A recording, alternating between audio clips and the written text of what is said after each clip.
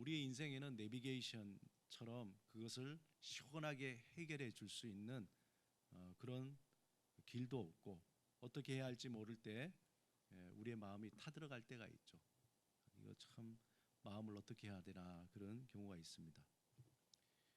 여러분, 길이라는 그 한글을 가만히 보고 있으면 참 묘합니다.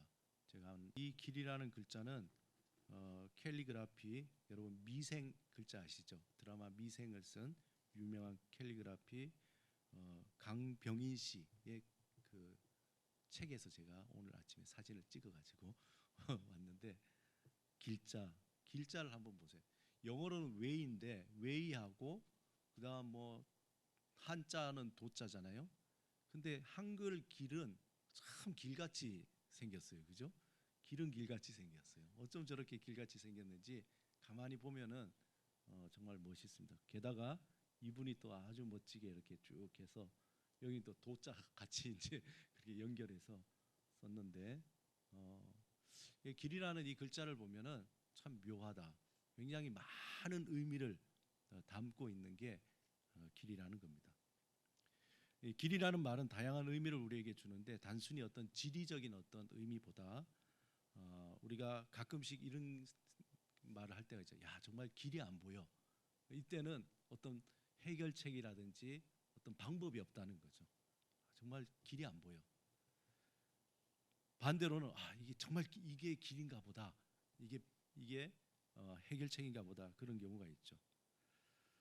예전에 그 영국의 그 총리였는데 토니 블레어라는 총리가 있었습니다.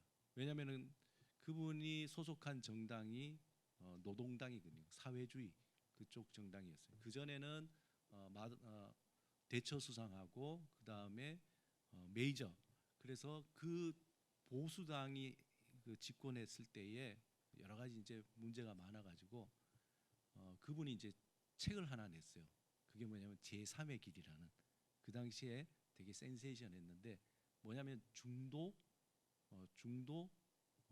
보수도 아니고 약간 사회주의인데 그 중간의 길을 가는 거죠. 보수도 아니고 진보도 아닌 그 중간길. 그렇게 해서 이제 많은 사람 영국의 호응을 받아가지고 일약 토니 블레어가 이제 총리가 됩니다. 그런 것처럼 제3의 길, 그 이후에 이제 제3의 길이라는 말이 아주 유행하게 됐습니다. 그래서 이런 것도 아니고 저런 것도 아닌 어떤 뭐 정반합처럼 두 가지를 잘 엮은 하나의 어떤 길. 그런데 이 길이라는 이 말을 뭐 우리가 뭐 정치적으로 아니면 뭐 일반적인 상황 속에서 의미도 있지만, 이 종교적인 관점에서 보면은 이 길이라는 게 더 심오해지는 거예요. 종교적인 관점에서 길은 굉장히 심오해질 뿐만 아니라 무게감이 굉장히 더 있어집니다. 모든 사람들이 인생에 있어서 내가 어느 길로 가야 될 것인지, 그 얘기는 내 인생의 삶을 어떻게 살아야 될 것인지에 대한 문제인데, 그게 이제 종교적으로 넘어가면은 자기의 인생의 모든 것을 걸어야 되는 거거든요. 이 종교적인 문제는 한 번 선택하면은 자신의 평생을 다 걸어야 되는 문제이기 때문에 이게 쉽지 않은 겁니다. 그래서 종교적으로 길은 단순한 차원을 넘어서 한 사람의 인생 전체에 대한 문제이고, 나가서 이 내세와 구원에 관한 문제가 걸려 있기 때문에 굉장히 무게감이 있습니다. 그래서 종교적으로 저마다 자신들의 종교 안에 인생에 대한 해답이 있다 다 얘기하잖아요. 불교는 불교대로, 또 유교는 유교대로, 또 도교는 도교대로 다 그런, 우린 기독교는 기독교대로 우리 안에 인생에 대한 참된 길이 있다, 그렇게 이야기를 합니다. 우리는 어떻습니까? 우리 기독교는 어떤 관점에서 이 길을 제시하고 있습니까? 여러분이 믿고 있는 기독교, 이 신앙 안에 길은 무엇입니까? 우리가 뭐 선명하지 않습니까? 예수 그리스도 안에 뭐가 있다고요? 길이 있다. 예수 그리스도 안에 길이 있다. 예수 안에 삶의 문제를 풀 수 있는 길이 있고, 예수 안에 죽음을 극복하는 구원의 길이 있다라고 우리는 믿고 있잖아요. 어제는 제가 설교를 준비하다가 이제 머리를 좀 식히려고 이제 여기 왔다가 이제 집으로 갈 때 갑자기 이제 걸어가고 싶더라고요. 그래서 이제 대학로를 오래간만에 여유 있게 쭉 이렇게 걸어갔습니다. 천천히, 일부러 천천히 막 서두르지 않고 걸어가는데 두 가지가 조금 제 마음에 거슬리더라고요. 이렇게 쭉 대학로 이제 마로니의 공원 쪽으로 이렇게 쭉 가는데 저쪽에서 막 할렐루야 아멘 이러더라고요. 근데 이제 막 그럼 좋아야 되는데 할렐루야 아멘이 저게 무슨 할렐루야 아멘인가 했더니 화면에 뭐 보면서 막 사람들이 앉아 있고 그래요. 그래서 무슨 정치적인 모임도 아니고 보니까 신천지예요. 그 신천지가 참 머리도 좋아요. 큰 화면에다가 이만희가 설교하는데 그 앞에 의자들을 쭉 갖다 놓고 거기서 앉아서 보면서 다른 사람 보라는 거죠. 그러면서 이제 막 할렐루야 아멘 하고 이제 그 끝나고 이제 정리를 하고 있더라고요. 참. 그리고 이제 반대쪽에 이렇게 길을 가는데 여기는 또 말끔하게 이제 양복 입고 또 여자들이 그 가판대에다가 그 파수대하고 그게 이제 그 JW.org 이게 뭐냐면은 그 제호바 그러니까 와치맨이거든요. 그러니까 파수대잖아요, 파수대. 그게 이제 그 사람들 이제 홈 저기 뭐랄까 홈페이지인데 그 사람들이 이렇게 서 있는 거예요. 마침 설교를 그렇게 이게 준비하는데 마음에 참 저 사람들도 예수에 대해서 얘기하고 이 사람들도 예수에 대해서 얘기하는데 내가 믿는 예수하고 신천지의 예수하고 또 여호와 중에 예수하고 다 다른 거예요. 참 묘한 그런 기분이었습니다. 문제는 그들이 말하는 예수 안에 구원이 있다와 우리가 말하는 예수 안에 구원이 있다는 전혀 다른 예수예요. 전혀 다른 구원의 길을 가르치고 있다는 거예요. 여러분 요한복음 13장 이제 뭐 지지난달에 했지만 기점으로 예수님이 십자가의 길로 이제 걸어가기 시작합니다. 그 전까지는 많은 사역들 하다가 13장에서 십자가의 길을 이제 향하기 시작합니다. 그 전환점에 예수님은 제자들에게 명확하게 내가 누구다라는 것을 확실하게 밝히기 시작하는 거예요. 특히 요한복음에는 여러분이 알다시피 나는 뭐뭐다라는 말이 많이 나오잖아요. 그 헬라어로 에고 에임이라 그러는데 예를 들면은 나는 선한 목자다. 나는 포도나무다. 나는 생명의 떡이다. 이렇게 나오는 거죠. 요한복음 특별히 그게 많아요. 그 얘기 뭐냐면은 예수님이 누구시다. 그 정체성에 대해서 우리가 분명히 알 때 그 안에 다른 해답이 있다는 거죠. 특별히 요한복음 14장 6절에서 명확하게 예수님은 뭐라 그러냐면은 자신은 길이다 그렇게 얘기하는 거예요. 생명이다, 진리다 그렇게 얘기하는 거예요. 한마디로 예수님께서 아주 자기 자신에 대해서 더 구체적으로 드러내는 겁니다. 그리고 자신을 통하지 않고는 하나님 아버지께 갈 수 없다 그렇게 얘기하는 거예요. 그리고 우리는 14장 6절을 예수님이 우리를 구원해 주시는 구원자로 얻는 아주 중요한 구절이잖아요. 내가 곧 길이요 진리요 생명이니 나로 말미암지 않고는 아버지께로 갈 수가 없다. 그렇기 때문에 오직 예수 믿어야 우리는 구원받는다. 이 구절을 근거로 삼고 있습니다. 요한복음 14장이 그래서 참 중요해요.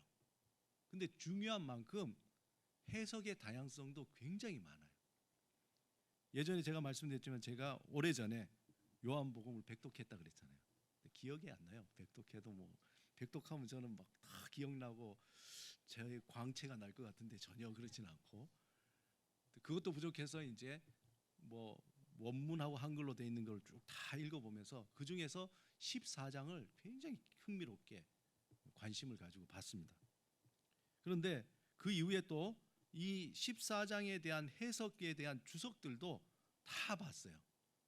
다 봤는데 아주 보수적인 주석부터 해서 아주 진보적인 주석까지 쫙 너무나 다양한 거예요. 이야기가 너무나 달라요. 일반적으로 이제 보수적인 그런 해석은 오직 구원에 초점이 맞춰져 있는 거죠. 예수 믿고 어디 간다요? 천국 간다. 이게 이제 일관성이 있습니다. 예수 구원, 예수 천국 이겁니다. 우리가 예수를 믿을 때에 주님이 준비해 두신 그 처소 천국을 들어간다. 이것이 이제 14장 6절의 가장 중요한 핵심적인 해석입니다. 근데 여기에서 이 처소라는 게 참 이게 영어로는 지금 이제 NIV는 영어로는 이제 장소라고 place라고 돼 있거든요. 근데 옛날에는 뭐로 돼 있냐면 맨션이라고 돼 있어요. 맨션. 그래가지고 저 어릴 때는 부흥사들이 뭐라 그러냐면 막 부흥에다가 이제 하나 예수님이 이거 해석하면서 이제 십자가에 죽으시고 하늘나라 가서 하늘나라에 맨션을 다 짓는다는 게. 맨션 짓는데 어떤 건 요만한 거, 어떤 건 이만한 거, 뭐 궁궐 같은 거. 여러분들 그래서 봉사 잘하고 헌금 잘하고 열심히 신앙생활하면은 하늘나라 가서 궁궐 같은 집에서 살 것이고, 아니면은 저기 막 조그마한 학구방 같은 데서 그런데 살게 된다. 뭐 그런 식으로 얘기하니까 어렸을 때 그런가 했더니 나중에 해석을 보니까 완전히 엉뚱한 해석을 해놓은 거예요. 예. 근데 진보적인 해석은 예수님이 길이다 그럴 때 길을 길도자로 쓰는 거예요. 도교에서 도로 생각하는 도. 그래서 굉장히 동양적인 관점에서 그렇게 해석을 합니다. 그래서 예수를 믿으면 천국이라는 것보다 이 땅에서의 삶에 대한 어떤 부분들을 깨달음에 대한 것들을 또 쫙 얘기를 해요. 읽으면 되게 흥미로운데 뭔가 또 이렇게 와닿지는 않더라고요. 여러분은 예수님이 길이라고 할 때 어떤 의미로 받아들이고 있습니까? 예수는 길이다라고 할 때 여러분에게는 어떤 의미로 받아들입니까? 아마 대부분 구원, 천국에 대한 의미로 받아들일 거라고 저는 생각합니다. 또 한 가지 요한복음 14장을 이걸 어떻게 해석할 것인가? 14장을 어떻게 해석할 것인가에 대한 논의가 다양할 수 있지만 참 감사한 것은 하나님이 요한복음에 대한 해석의 키를 어디다 다 두셨냐면 요한복음 1장에다 다 두셨어요. 제가 요한복음 1장 할 때에 말씀드렸는데 다 까먹으셨죠. 그래서 요한복음 1장이 굉장히 중요해요. 요한복음 1장은 요한복음을 전체를 해석하는데 가장 중요한 틀이 되는 거예요. 1장에서 예수님이 어디에서 오셨으며 예수님이 누구시며 우리를 위해서 어떤 일을 하셨고 우리에게는 어떤 변화가 일어날 것인가에 대해서 그 중요한 열쇠를 다 거기에 두셨다는 거예요. 그럼 14장 1절에서 오늘 7절 말씀을 우리가 한번 보면서 이야기를 나누겠습니다. 사실은 오늘 이 본문은 요한복음 13장 33절부터 이어지는 거예요. 원래 이게 1절에서 7절 말씀이 끝나는 게 아니라 33절에서 쭉 이어져서 7절까지 끝나는 말씀입니다. 우리가 기억은 잘 안 나시겠지만 이미 예수님이 제자들을 떠날 것을 13장에서 예고도 하시고 이미 그 전에도 여러 번 예고를 하셨어요. 그러면서 13장에서 예수님이 유월절 날 제자들에게 발을 씻기잖아요. 그리고 이제 예수님이 유월절 만찬을 하시면서 그러면서 제자들 중에 한 사람이 나를 배신할 거다. 그게 누굽니까? 가룟 유다잖아요. 그렇게 이야기를 합니다. 그렇게 이야기하니까 순간 제자들이 웅성거리기 시작. 도대체 누군가? 그렇게 웅성거리기 시작하고 그 중에 가룟 유다가 이제 자기 자신이 생각했던 것을 이제 실천에 옮기려고 그 자리를 떠납니다. 떠나고 난 뒤에 예수님께서 나도 이제 너희들을 떠날 것이다. 그렇게 얘기하는 거예요. 그러니까 이 제자들이 한마디로 멘붕이 되는 거예요.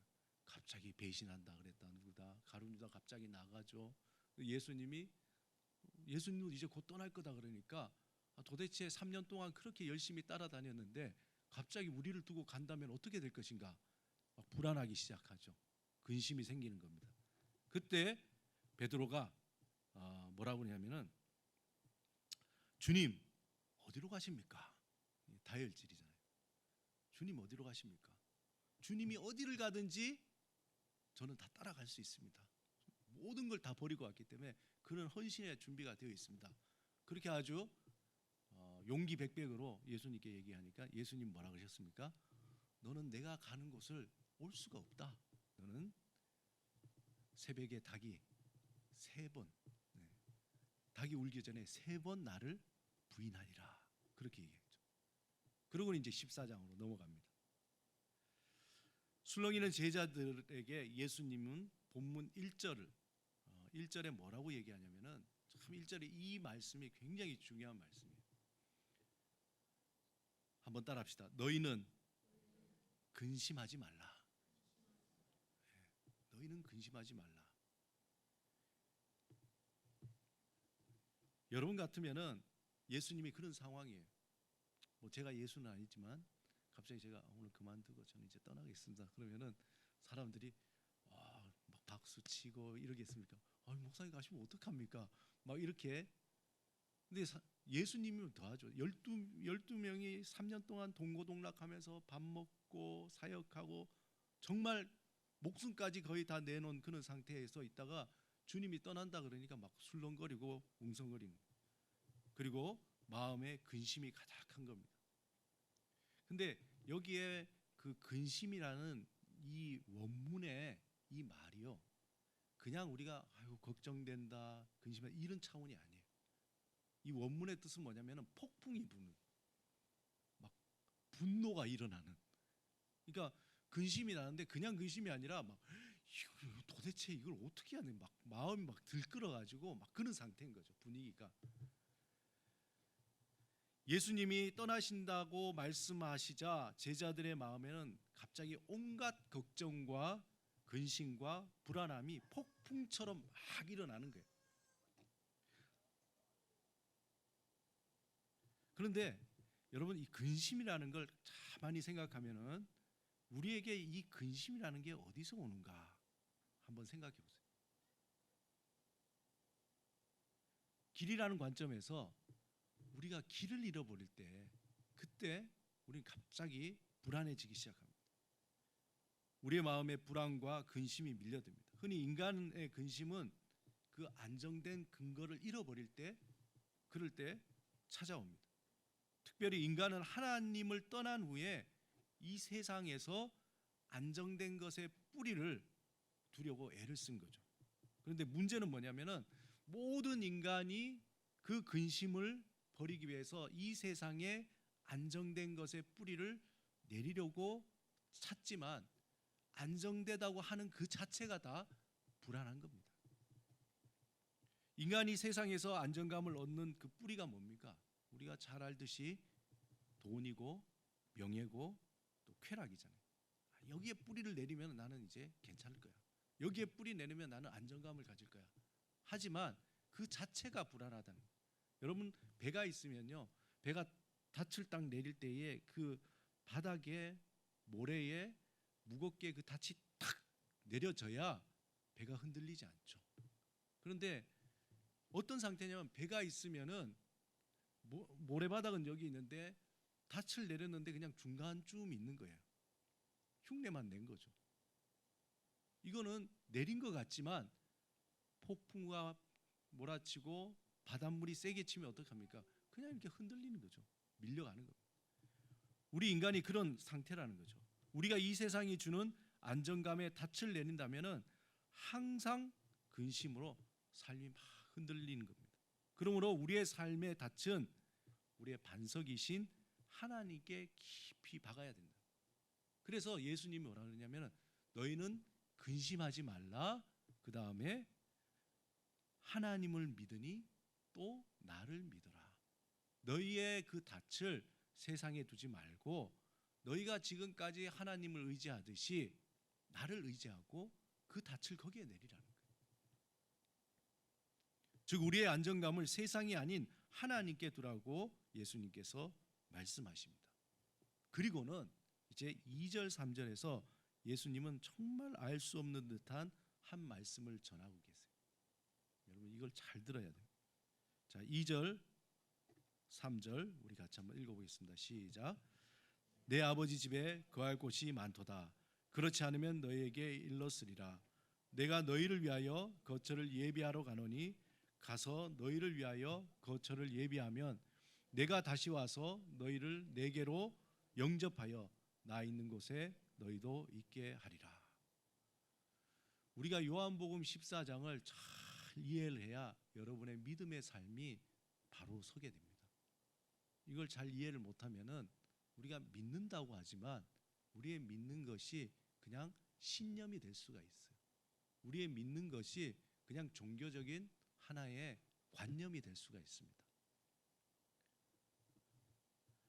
우선 이 말씀을 천천히 읽으면은 어딘가 모순을 발견할 수 있어요. 여러분 한번 천천히 이 말씀을 보세요. 2절 한번 보시면은 예수님께서 내 아버지 집에 거할 곳이 많다 그랬잖아요. 우리 아버지 집에 거할 곳이 많대요.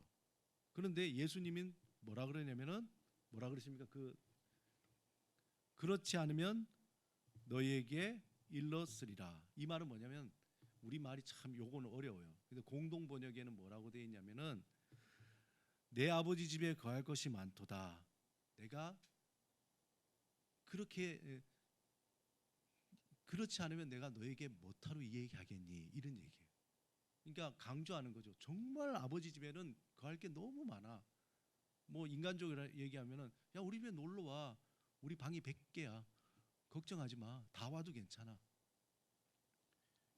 그런데 그 뒤에 보면은 뭐라 그러냐면은 우리 아버지 집에는 거할 곳이 많다라고 얘기해 놓고 그거 진짜야 그래 놓고 예수님은 어디 간다 그럽니까? 너희의 거처를 예비하러 간다. 무슨 얘기예요 이게? 논리적으로 안 맞잖아요. 널 때문에 아버지 집이 엄청 크다면서요. 근데 뭘 또 준비하러 가냐 이거죠. 여러분 이걸 어떻게 생각하세요? 이 구절을. 이게 이제 부흥사들이 하는 잘못된 해석이 많은 거죠. 가서 하나님의 여러분들을 위해서 구원의 집을 다 만들러 간다는 거예요. 저 천국에다가 막 맨션을 많이 짓게 한다는 거죠. 한번 생각해. 이게 예수님이 왜 이런 얘기했을까요? 아버지 집에 거할 것이 많은데 거처를 예비하러 간다는 것은 모순 아닌가요? 그냥 아버지 집에 간다 그러면 되잖아요. 근데 거처를 예비하러 간다 그러니까 이게 뭔가 안 맞는 것 같아요. 또한 예수님이 거처를 예비하러 가시는데 정말 우리가 살 곳인 맨션을 지으러 가시는 건가? 이것도 생각이 들잖아요. 우리 머릿속에는 갑자기 이제 공간적인 그런 개념이 생겨요. 아, 천국에 하나님께서 우리의 거처가 많은데 거기에 지금 조금 구원의 숫자가 조금 많아졌나 봐. 그래서 주님께서 공사를 좀 더 해야 돼. 그래가지고 자재를 사가지고 조금 더 이렇게 이게 또 요한계시록의 말씀하고 딱 이렇게 연결시켜가지고 어떻게 하는 줄 알아요? 천국에는 금은보화 온갖 보석으로 뭐 기둥을 치고 막 이렇게 그렇게 해가지고 하나님의 나라의 어떤 거룩한 성을 우리가 짓는다 이렇게 또 얘기하는 거예요.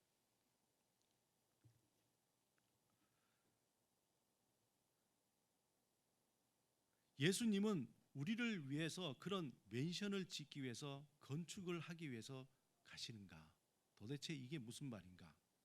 본문에 예비하러 간다라고 할 때에 잘 기억하셔야 돼요. 이 간다 영어로 하면 go거든요. go. 이 go가 원문에는 다른 의미로도 해석이 돼요. 뭐냐면은 die로도 해석되는 거예요. 뭐죠? 죽는다.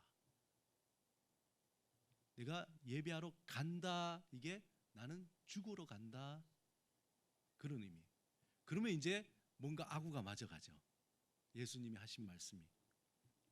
만약에 예수님이 간다 뜻을 죽는다라고 할 때 예수님이 말씀하신 의미가 선명하게 드러나요. 예수님은 우리의 거처를 예비하러 가신다는 것은 곧 우리의 구원을 위해서 십자가에 죽으시러 간다라는 말이에요. 이것을 3절에 다시 한번 읽어보면 이렇습니다. 내가 죽어서 너희를 위하여 거처 즉 천국 구원을 예비하면은 다시 와서 내 품으로 확 너희들을 끌어당겨 데리고 내가 있는 곳으로 가겠다. 이 원문 직역이에요.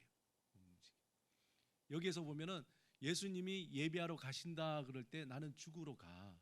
근데 내가 죽고 구원의 문을 열어야지 너희가 올 수가 있어. 그리고 난 뒤에 내가 다시 올 거야. 다시 오는데 와서는 그냥 너희를 내가 영접한다라는 말이 그 원문의 뜻이 뭐냐면은 정말 이게 어린아이들 있잖아요. 너무 좋아가지고 확 끌어안는 거 있죠. 확 끌어당겨서 내가 데리고 갈 거야. 이게 원문의 뜻인 거예요. 우리하고 의도가 상관없어요. 선택받은 자는 하나님께서 다시 주님께서 오실 때 그냥이 아니라 확 끌어당겨 가지고 가겠다는. 그래서 하나님 나라로 가겠다는 거예요. 또 한편 이 구절은 이스라엘의 결혼 풍습을 이해하면은 그림이 그려져요. 결혼 풍습. 우리나라는 결혼할 때 어떻게 합니까?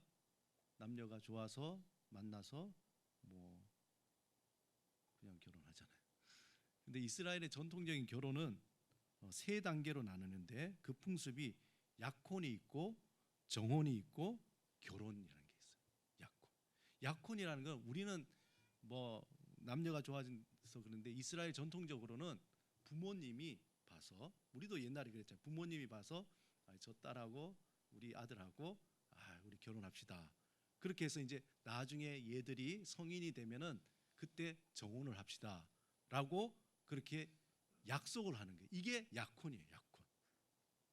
그 약혼이 있은 다음에 때가 돼서 이 두 자녀가 이제 성인이 되는 거예요. 예전에 이스라엘 사람들은 남자는 12살, 여자는 13살. 이게 이제 성인이. 근데 지금은 이제 14살 그렇게 되는데, 이제 성인이 되면은 두 사람이 예전에 부모들이 약속했던 것을 다시 한번 확인하는 거예요. 정말 우리 얘들 결혼시킬까? 변함이 없어요. 좋아. 결혼하자. 그러면은 그때에 정혼을 하게 되는 거예요. 정혼. 이게 정혼할 때에 그냥 정혼이 우리가 생각하는 그냥 약한 의미가 아니라 거의 우리가 생각하는 결혼하고 똑같은 거예요. 결혼하고. 그래서 이 정혼을 하게 되면은 두 사람이 서로 부부로 생각하는 거예요.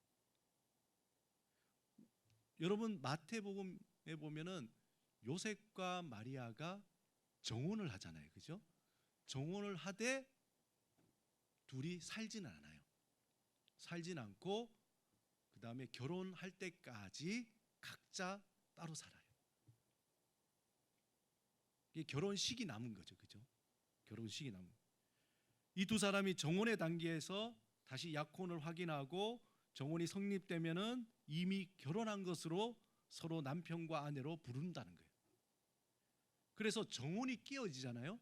그러면은 파혼이 아니라 이혼이라 그래요. 그때는. 아시겠죠? 정혼이 깨어지면 파혼이 아니라 이때는 이혼인 거예요. 그 사람들.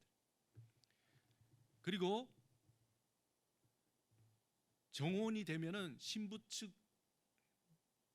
측에서는 집에 모여서 여러 증인 앞에서 서로 이제 서약을 하고, 그리고 이제 남자 측에서는 이들은 결혼하기까지는 이제 보통 한 1년 정도 이렇게 각각 사는데, 남자는 그동안 뭐 하느냐? 결혼 신부를 맞이할 집을 준비하는 거예요. 집을 다 처소를 준비하는 거예요. 모든 것을 다 준비해요. 그러면은 남자가 그걸 다 준비하는 그 아버지가 보고 이제 결혼할 때가 됐다 생각하면은 그때 그 남자가 그 아내 될 사람에게 찾아가는 거예요. 근데 그 날짜를 누가 정하느냐? 그 아버지가 정하는데 그 아들도 상대편 신부도 아무도 몰라요. 아버지가 보고 몇 날 결혼식 하자 딱 얘기하면은 그때 가는 거죠. 그 날이 되면은 그 남자는 그 아내에게 가는데 주로 밤에 가는 거예요. 밤에 가서, 그렇기 때문에 신부가 뭡니까? 우리 성경에 나온 것처럼 신랑을 맞이하는 것처럼 등불로 준비를 해야 됩니다. 그리고는 이제 그들이 신랑이 오면은 맞이하고, 그때 이제 신랑이 그 아내를 신부로 맞이해서, 그리고는 이제 결혼식을 올리는 거예요.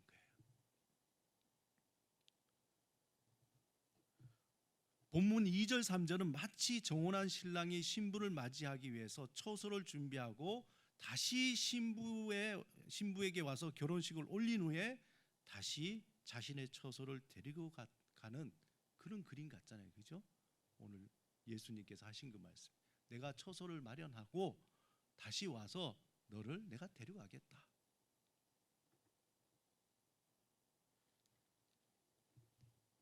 그래서 이 구절은 우리가 생각하는 단순히 천국의 맨션이라는 공간적인 장면이 아니라 결혼식을 앞둔 부부가 장차 하나가 되는 관계적인 장면이라는 거예요.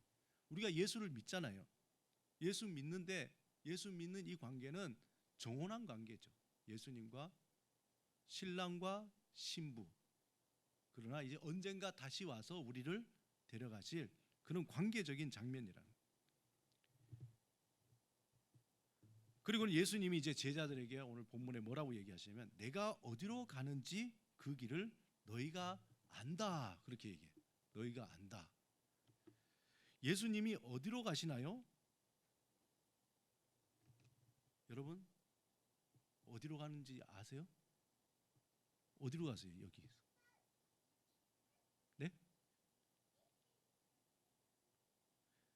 본문에서 아까 얘기했잖아요. 분명히 보이는데 어디로 가십니까? 예수님 십자가의 길로 가시잖아요. 여러분 그냥 지금 있는 일이라고 해요. 제자들이 있고 예수님께서 나는 간다 그랬더니 왜 가시냐고 그랬더니 주님께서 이제 쭉 근심 걱정하지 말라. 내가 처소를 마련하고 와서 또 하겠다. 이제 다 설명했어요. 그리고는 이제 내가 어디로 가는지 알겠지. 그러니까 제자들은 네, 이제 십자가의 길로 갑니다. 그렇게 대답해야 되는데 제자들이 멍하니 또 알고 있는. 근데 이 얘기를 예수님이 때마다 그렇게 얘기해. 나는 십자가에 죽으러 간다. 십자가에 죽으러 간다. 근데 제자들 그 말을 허틀러 드는 거예요.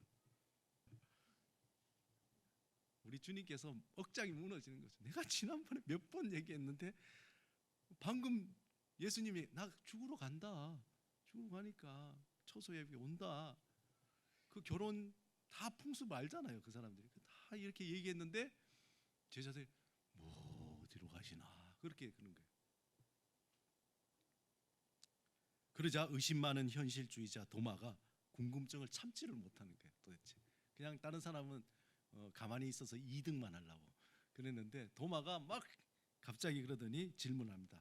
도마가 이르되 주여 주께서 어디로 가시는지 우리가 몰라요. 그냥 얘기하는 어디 가시는데요? 우리가 모르는데 그걸 어떻게 알겠어요? 이 얘기죠. 도마가 이르되 주여 주께서 어디로 가시는지 우리가 알지 못하거늘 그 길을 우리가 어떻게 알겠습니까? 그 길을 어떻게 알겠습니까? 이게 핵심이에요. 그 길을 어떻게 알겠습니까? 어디로 가는지 목적지를 모르는데 당연히 길을 모르죠. 목적지와 길은 연결이 돼 있어요. 그죠? 어느 길로 갑니까? 그러면 여러 가지 목적지가 있겠죠. 그런데 레이첼의 티룸으로 갑니다. 그러면 길은 뻔하잖아요. 그죠? 가서 이렇게 가든지 아니면 이렇게 가서 이렇게 가든지 갈 수가 있잖아요. 자, 이제 드디어 예수님은 도마의 질문에 그 유명한 14장 6절로 대답을 하십니다. 우리 같이 한번 읽어보겠습니다. 시작. 예수께서 이르시되 내가 길이요 진리요 생명이니 나로 말미암지 않고는 아버지께로 올 자가 없느니라. 제가 거듭 말씀드리지만 오늘 요한복음 14장을 여러분 잘 이해하셔야 믿음 생활을 잘 할 수가 있어요. 예수님은 먼저 자신이 뭐라고 그랬습니까? 내가 길이라 그랬어요. 그런데 도마는 분명히 예수님께 어디로 가냐고 물었잖아요. 근데 예수님은 뭐 종로로 갈까요? 뭐 어디로 간다 그러면은 그래 나는 십자가로 지러 골고다로 가 이렇게 얘기하면 되는데 또 그렇게 얘기 안 해주시고 도마가 어디로 가세요? 그러니까 그래 나는 길이야. 정말 황당하지 않아요? 저보고 목사님 어디 가세요? 그러니까 오늘 오후에 저 구리로 가요. 그러니까 그러세요? 근데 그 얘기 안 하고 어디로 가세요? 그러니까 기차 타러 가요. 나는 기차요. 뭐 이런 식이랑 똑같아요.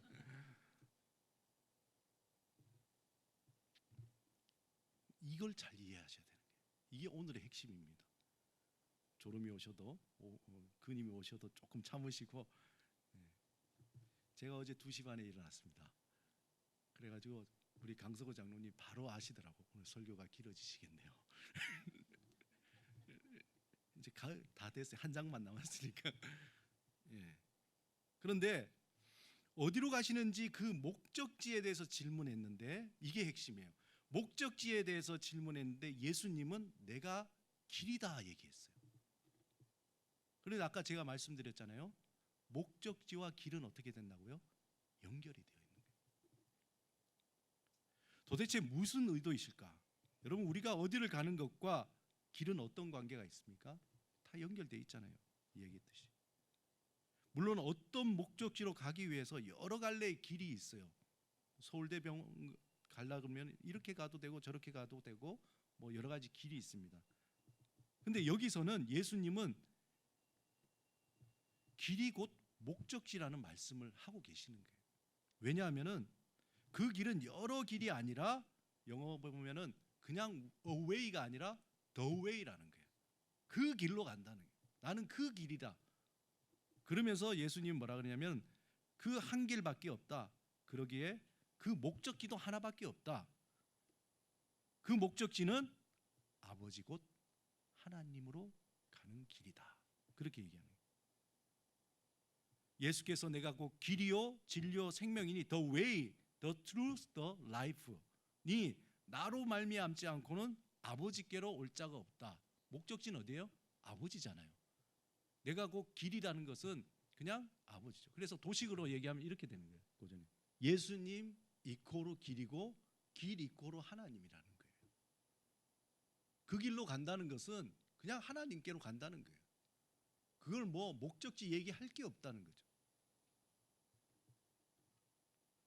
이것을 풀어서 예수님이 7절에 설명하는 거예요. 우리 7절 같이 한번 읽어보겠습니다. 시작. 너희가 나를 알았더라면 내 아버지도 알았으리로다. 이제부터는 너희가 그를 알았고 또 보았느니라. 엄청 헷갈리는 말인데 이걸 잘 들으시면은 바로 아까 전에 그거예요. 나를 알면은 내가 곧 하나님이고 내가 곧 그로 가는 길이라는 걸 너희가 안다는 거예요. 그리고 아버지가 누군지도 너희가 안다는 거예요. 여기에서 요한복음 1장이 필요한 거예요. 여러분 돌아가셔서 요한복음 1장을 열심히 한번 읽어보세요. 요한복음 1장에서 그 해석의 키를 가지고 있습니다. 1장에 보면 태초에 말씀이 있었고 그 말씀 로고스가 예수님이고 그 안에 생명이 있고 예수님을 통해서 하나님을 보게 되고 그 안에 은혜와 진리가 충만하다고 1장에서 얘기하고 있어요. 여기 얘기한 거 다 얘기했잖아요. 예수님이 얘기. 예수님을 영접하는 자는 하나님의 자녀가 되는 권세를 주셨다고 1장에서 얘기하고 있습니다. 다시 말해서 요한복음 14장 1절에서 7절 말씀은 1장에 있는 말씀을 다시 반복하는 거나 똑같은 거예요. 예수님이 누구십니까? 하나님이시죠. 그 안에 뭐가 있습니까? 그 안에 진리가 있죠. 은혜가 있죠. 생명이 있다는 거예요. 그분을 영접하면은 하나님의 자녀가 되는 거죠. 예수님이 그 얘기를 하시는 거예요. 똑같이. 사랑하는 여러분, 예수님은 우리를 이 세상의 근심과 걱정과 영원한 죽음에서 구원하시기 위해서 새로운 길을 열어주셨습니다. 그 길은 천국으로 향하는 길이요, 그 길은 하나님의 품으로 돌아가는 그 길이요, 그 길은 우리가 살아갈 명확한 진리와 우리가 살아야 할 생명을 주는 길이라는 거예요. 하나님의 품을 떠난 인간이 만든 길은 어떤 길이냐면 거래적인 길이에요. 거래적 길. 결과적으로 이러한 거래적 길은 결국 고통과 근심과 걱정과 절망과 공허함만 가져다 주는 거예요. 예수님은 우리를 구원하시기 위해서 친히 십자가에 못 박혀 달려 죽으시면서 이 죄와 사망의 권세와 이 거래적인 길을 딱 끊어버린 거예요. 모든 종교가 이신득이가 아니라 뭐죠? 자기 행위로 구원받는 거예요. 거래를 해야 되는 거예요. 내가 뭘 주고 내가 얼만큼 노력해야 경제에 이르러야 구원받는다고 얘기하는데 주님께서는 그걸 다 끊어버린 거예요. 여러분, 예수님께서 십자가에 죽으실 때의 그 헬라어가 뭡니까? 다 이루었다. 다 이루었다. 테텔레스타이. 그게 세 가지 의미예요. 화가가 그림을 그리다가 마지막에 탁 붓을 던지면서 테텔레스타이. 아유, 나 그림 다 그렸다. 상인이 물건을 주고 그 다음에 돈을 탁 주면서 너하고 이제 거래 다 끝났다 할 때 테텔레스타이. 그렇게 얘기하는 거죠.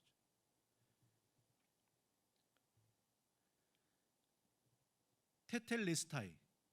한 가지는 제사장이 제사에 사용할 제물을 살펴본 후에 아, 이거 완벽하다. 그때 뭐냐면 테텔레스타이. 다 됐다. 완벽하다. 그런 의미입니다.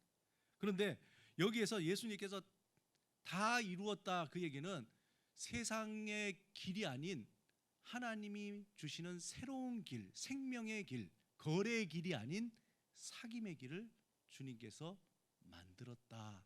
다 이루었다. 이런 거예요. 이제 예수님은 우리를 위해서 세상과 거래적인 관계를 끝내고 하나님과 사귐을 여는 새로운 길을 열어주셨다는 거예요. 그래서 예수님이 내가 곧 길이고 내가 곧 진리고 생명이라는 것은 우리의 인생이 세상의 길에서 제시하는 어떤 행위에 따른 보상받기 위한 것이 아니라 이미 예수 그리스도 안에서 완전히 다 용납이 되고 용서가 되고 사랑받는 존재가 되었다는 것입니다. 그래서 이 세상은 우리가 근심과 걱정을 버리고 평안을 얻기 위해서 막 뭔가를 해야 되는 그러한 것을 우리에게 요구하지만 우리는 더 안정된 삶, 더 평안한 삶, 더 풍요롭고 더 높은 지위에 얻기 위해서 끊임없이 나의 능력과 재물과 열정과 시간을 들여서 대가를 치러야 한다고 강요를 하고 있지만 예수님이 만드신 새로운 길은 이미 내가 다 치렀다는 거예요. 할 게 없다는 거예요. 너희들. 무엇을 내가 얻기 위해서 너희들이 할 게 없는 거예요. 예수님께서 대가를 치르셨기 때문에 지금 여기에서 그것을 사랑받는 존재로 그냥 평안하게 누리라는 게 예수님의 말씀입니다. 하지만 우리는 이러한 새로운 길을 살아가는 법에 익숙치가 않아요. 그래서 그걸 배워야 되는 거예요. 믿음으로 사는 것, 그렇게 사귐으로 사는 것을 배워야 되는 거예요. 예수 그리스도 안에서 열려진 새로운 길은 모든 순간이 하늘과 땅이 만나며 우리와 하나님이 만나는 길이라는 거예요. 잘 보세요. 요거만 이제 설명하고 예수님으로 가는 길, 그 길은 우리가 그 길이 우리는 계속 뭔가를 걸어가고 올라가는 걸로 아는데 그런 길이 아니라 예수님의 길은 하늘과 땅이 만나는 길이에요. 그리고 하나님을 만나는 그 길이에요. 우리가 어디를 더 가는 게 아니라 그냥 순간순간이 그 길을 만나는 거예요.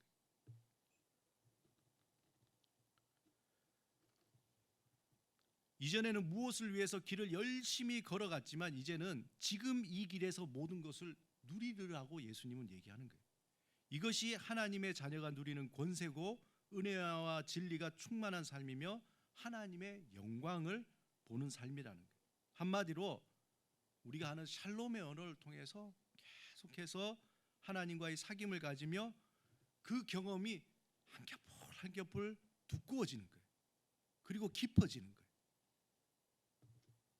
도마는 예수님께 어디로 가신지 물었지만 예수님은 내가 곧 길이요 목적지라고 말씀하시는 거예요. 어디 가는 게 아니에요. 그냥 만나는 거예요. 만나는 거예요. 세상 사람과 전혀 다른 삶의 방식이죠. 우리는 세상의 길에서 과거에 후회하고 미래에 두려워하고 항상 근심 속에 살아왔습니다. 이제 예수님이 만들어주신 새로운 길에는 과거, 현재, 미래라는 게 없는 거예요. 이것이 다 합쳐져서 영원한 현재 속에서 살아가는 그러한 삶의 기술을 배우는 거예요. 그걸 배우는 거예요. 천국 시민으로서 살아가는 삶의 방식을 날마다 배우면서 누리면서 살아가야 되는 거예요. 안 그러면은 세상의 길처럼 그렇게 살아가는 거예요. 그러면서 과거로 또 후회하고 미래에 두려워하고 그리고 또 나눠지는 거죠.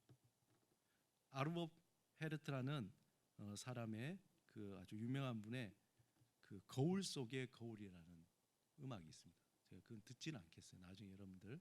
근데 거울 속의 거울이라는 이 그림이 그게 이제 그림이 되는 거예요. 여러분들 거울을 딱 비추면 어떻게 됩니까? 거울 속에 거울이 쫙 다 되잖아요.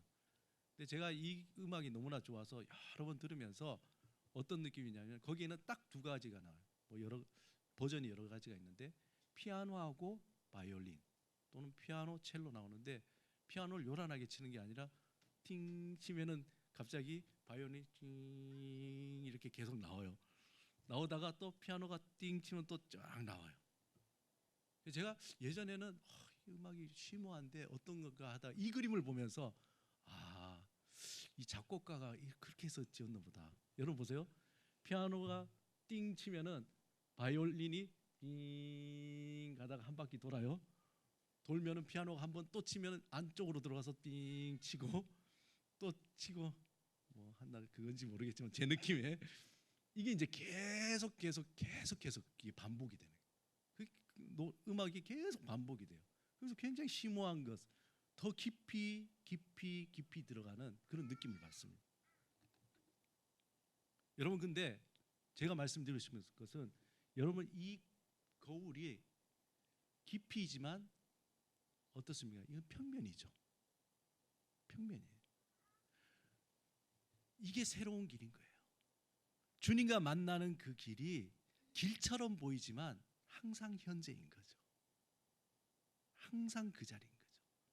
항상 주님과의 만남 속에서 더 깊이 가는 것처럼 보이지만 항상 영원한 현재가 되는 거예요. 예수님이 만드신 새로운 길은 보기에는 깊고 먼 길 같지만 실제로는 지금 여기에서 이루어지는 거예요. 과거에서도 이루어지는 게 아니라 미래에서 이루어지는 게 아니라 지금 여기에서 이루어지는 거예요. 우리는 이미 하나님의 나라 천국에 살고 있는 거죠. 그렇지만 아직 그 하나님의 나라는 완성이 되지 않은 거죠. 우리는 이미 과거와 현재와 미래가 없는 영원한 현재 시간에 살고 있지만 아직 과거와 현재와 미래가 있는 이 세상의 시간 속에 우리는 또 살고 있는 거예요. 그러므로 이 세상에서 천국 시민으로 살아가는 삶의 기술을 우리는 익혀야 되는 거예요. 영원한 현재를 사는 그 방법을 자꾸 익혀야 되는 거예요. 그게 필요한 거예요. 그래서 이 세상의 시간 속에서 하나님의 영원한 현재를 살아가는 그 법을 배워야 합니다. 사도 바울은 이러한 삶의 방식을 성령 안에서 사는 거라고 얘기했어요. 로마서 8장 6절에 보면은 육의 생각은 사망이요 영의 생각은 생명과 평안이니라. 매우 구체적인 실천적인 삶의 방법은 하나님이 주신 지금 여기에서 현재를 사는 거예요. 이것이 예수 그리스도가 우리에게 만들어 주신 새로운 길이고 우리가 살아갈 진리고 생명이라는 거예요. 지금 호흡하고 지금 이야기하고 지금 차를 마시고 지금 걷고 있는 나에 대해서 집중하는 겁니다. 그것을 음미하고 누리는 삶을 사는 것이 주님께서 만드신 새로운 길인 거예요. 그러다 보면은 언젠가 이 세상 끝날 날 신랑 되신 주님이 다시 오시고 새 하늘과 새 땅이 열리고 하나님 나라가 완성되는 그날에 이렇게 사는 것이 천국에서 사는 거였구나 우리는 알게 되는 거죠. 그때 이게 그 삶이었구나 라는 걸 알게 됩니다. 그런 의미에서 우리가 오늘 점심을 맛있게 먹어야 되는 거예요. 순간을 누리면서 살아가야 되는 거예요. 기도하겠습니다. 오늘 주님께서 우리에게 내가 곧 길이요 진리요 생명이라고 말씀하셨습니다. 주님은 우리에게 어떤 너무나 고차원적인 관념을 얘기하는 게 아닙니다. 주님은 지금 나와 사귀자고 얘기하는 겁니다. 주님은 지금 나와 만나자고 얘기하는 이것이 곧 진리이고 생명이고 길이고 이것이 곧 천국이라고 주님께서 말씀하고 있습니다. 그것이 하나님의 자녀로서 천국의 시민으로서 살아가는 하나님의 주님께서 우리에게 주시는 삶의 방식입니다. 오늘 말씀을 생각하시면서 잠시 주님 앞에 주님 여기에서 나를 만나 주옵소서. 우리 한번 기도하겠습니다.